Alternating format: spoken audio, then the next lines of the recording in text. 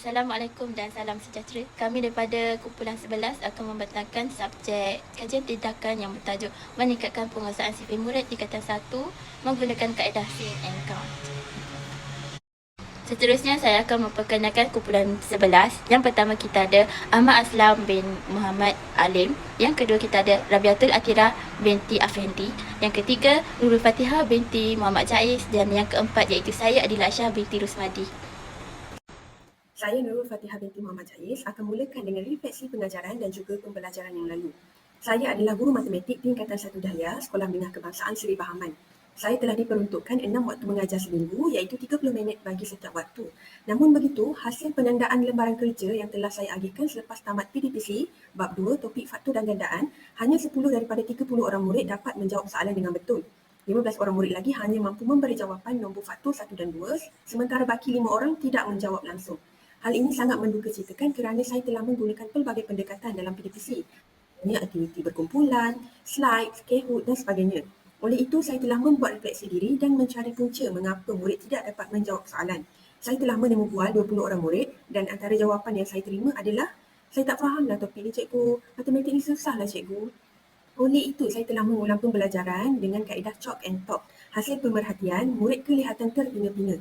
Apabila saya bertanyakan soalan, apakah nombor faktor 28, mereka dapat menunjukkan jalan pengiraan bagaimana jawapan nombor faktor 1 dan 2 diperolehi. Tetapi tak tahu macam mana jawapan nombor faktor 4 dan 7 didapati. Oleh itu, saya telah membuat andaian bahawa murid saya kurang menguasai sifir 3 hingga 9. Untuk membuktikan andaian ini, saya telah melakukan ujian kemahiran sifir dan terbukti 20 orang murid ini tidak dapat menjawab dengan betul. Menyedari keadaan ini, saya telah meminta pandangan guru panitia matematik bagi membantu menyelesaikan masalah penguasaan sifir murid saya. Untuk pengetahuan, murid saya adalah dari kalangan pelajar yang mempunyai tahap pembelajaran sederhana dan juga lemah, dan rata-rata mereka datang daripada keluarga yang menjalankan perniagaan sendiri dan perikanan. Hasil temubual yang dijalankan, ibu bapa kurang memberi perhatian kepada pendidikan anak di rumah dan lebih bergantung kepada aktiviti PDPC di sekolah sahaja. Oleh itu, saya telah mengambil kira teori Gardner yang menyifatkan setiap orang mempunyai cara belajar yang berbeza dan telah mengetengahkan kecerdasan musikal dan juga kinestetik dalam cadangan intervensi. Oleh itu, sebagai guru, saya rasa bertanggungjawab untuk membantu meningkatkan penguasaan sifir 3 hingga 9 murid saya dengan kaedah Sing and Count. Assalamualaikum warahmatullahi wabarakatuh. Saya Rabiatul Atira binti Afendi akan meneruskan untuk fokus dan sasaran kajian. Untuk kajian tindakan ini, kumpulan sasaran melibatkan kumpulan pelajar tingkatan 1 Dahlia di Sekolah Menengah Kebangsaan Seri Bahaman seramai 20 orang daripada 30 orang murid. 20 orang murid itu 8 orang lelaki, murid lelaki dan juga 12 orang murid perempuan.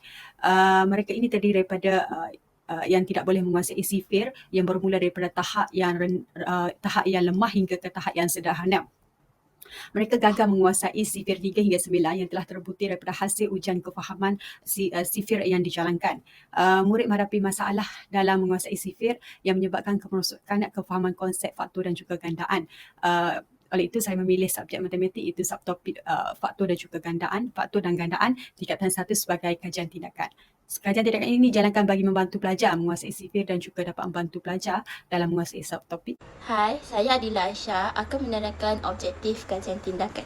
Objektif yang pertama adalah mengenal pasti sama ada intervensi Sing and Count ini dapat meningkatkan markah ujian sifir pelajar setelah intervensi dilaksanakan. Objektif yang kedua, untuk membantu pelajar menguasai sifir 3 hingga 9 melalui dua kaedah.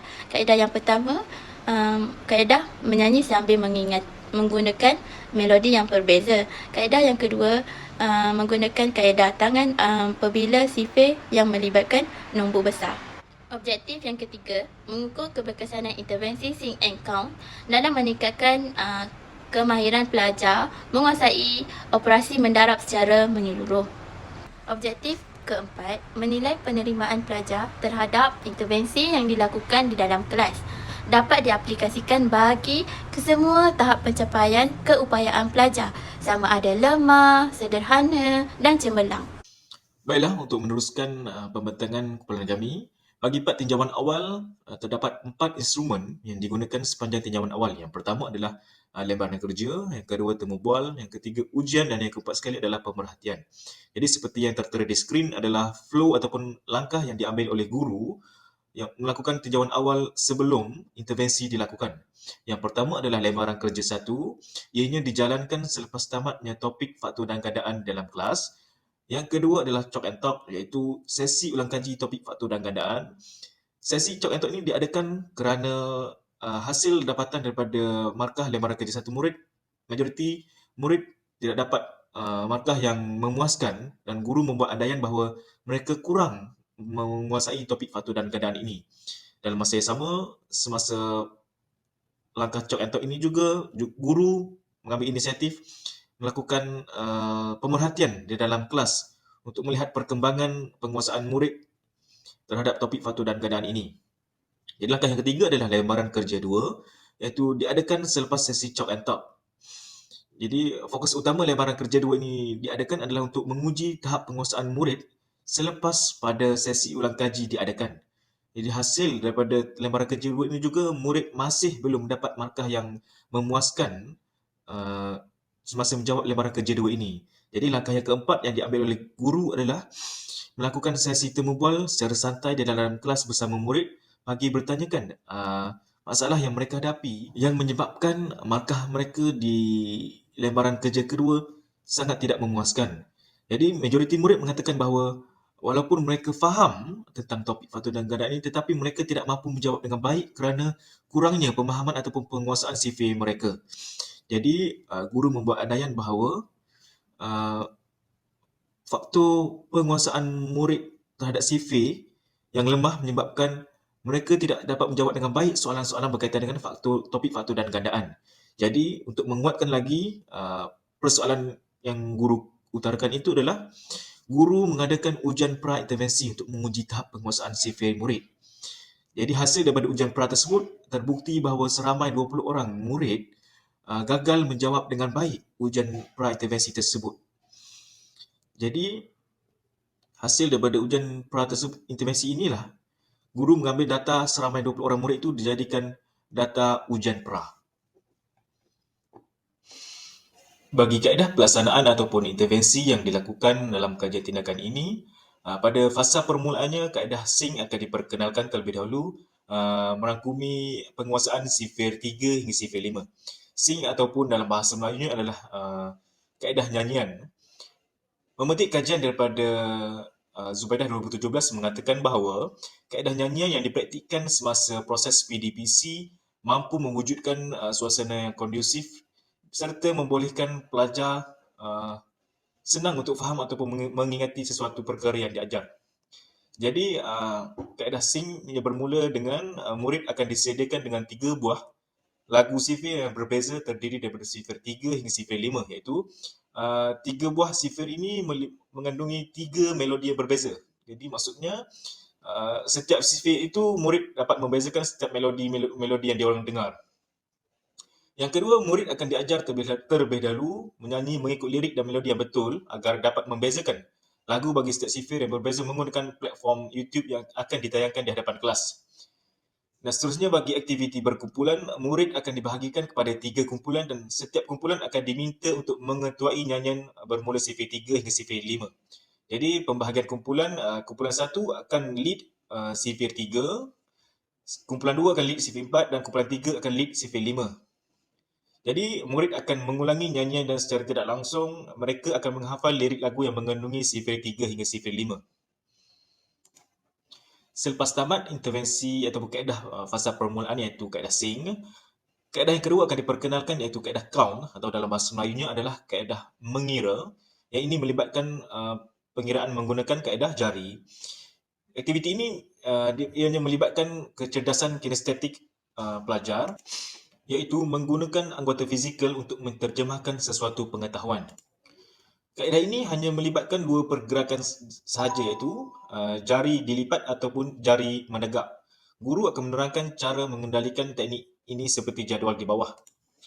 Dan contoh pergerakan jari adalah seperti gambar di bawah, iaitu jari yang dilipat dan juga jari yang menegak. Yang seperti yang saya demonstrasikan ini, 1 jari dilipat dan juga ada 4 jari menegak. Dan ini menunjukkan simbol bagi nombor 6. Dan kaedah count ini ianya melibatkan operasi darab dan juga tambah sahaja. Jadi untuk jari yang dilipat ini, ia akan melibatkan operasi tambah dan juga jari yang menegak ini akan melibatkan operasi tambah. Sebagai contoh, yang nombor 3 dekat skrin tersebut, operasi melibatkan pendarapan nombor 6 dan juga nombor 7.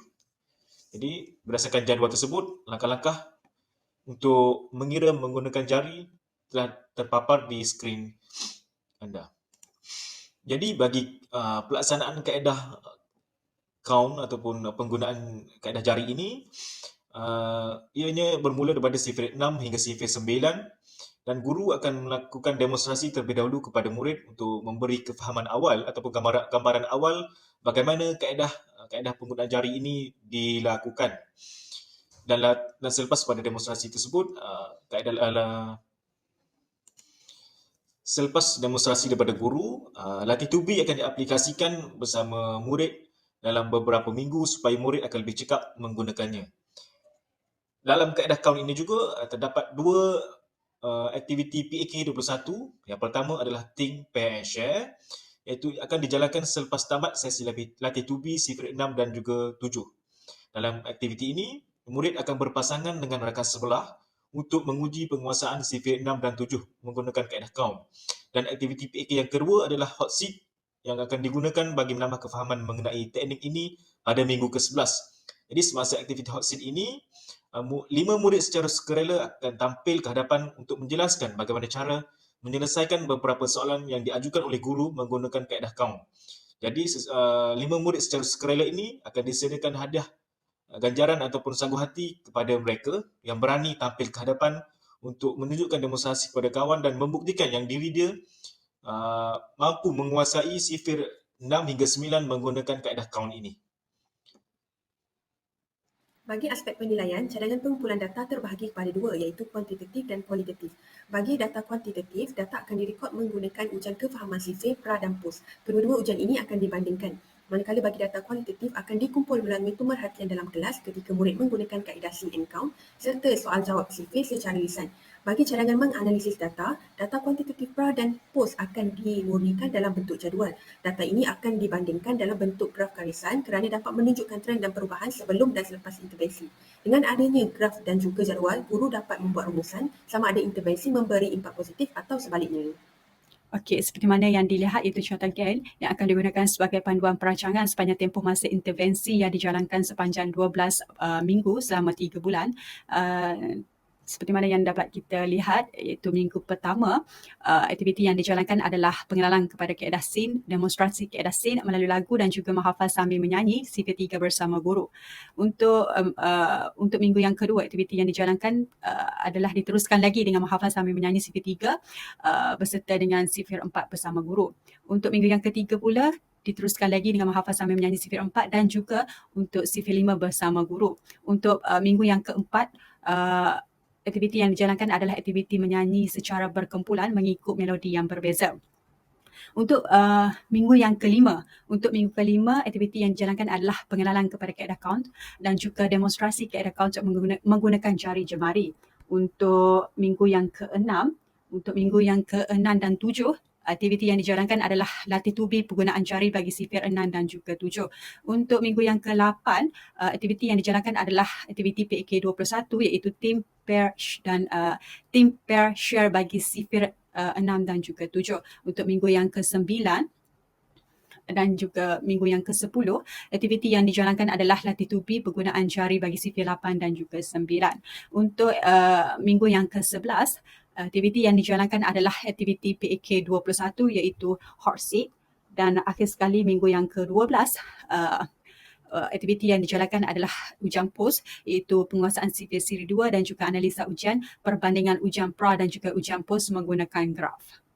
Seterusnya saya serahkan kepada Akhir sekali, anggaran kos bagi kajian tindakan ini, kami menggunakan 5 perkara sepanjang kajian tindakan ini dilakukan, iaitu lembaran kerja yang pertama, yang kedua, Seterusnya, kertas ujian kefahaman siri 1, kertas ujian kefahaman siri 2 dan akhir sekali kami juga ada hadiah. Okey, bagi lembaran kerja pertama dan juga kedua, kami menggunakan 30 unit setiap lembaran dan setiap unit berharga 20 sen. Seterusnya, bagi kertas ujian kefahaman, kita ada siri 1 dan juga siri kedua. Untuk siri 1 kami hanya menggunakan 30 unit, manakala untuk siri kedua kami menggunakan sebanyak 20 unit. Dan setiap unit berharga 50 sen. Akhir sekali kami juga ada menyediakan 5 unit hadiah yang berharga RM10 setiap unit. Dan jumlah keseluruhan kos adalah RM87 sahaja.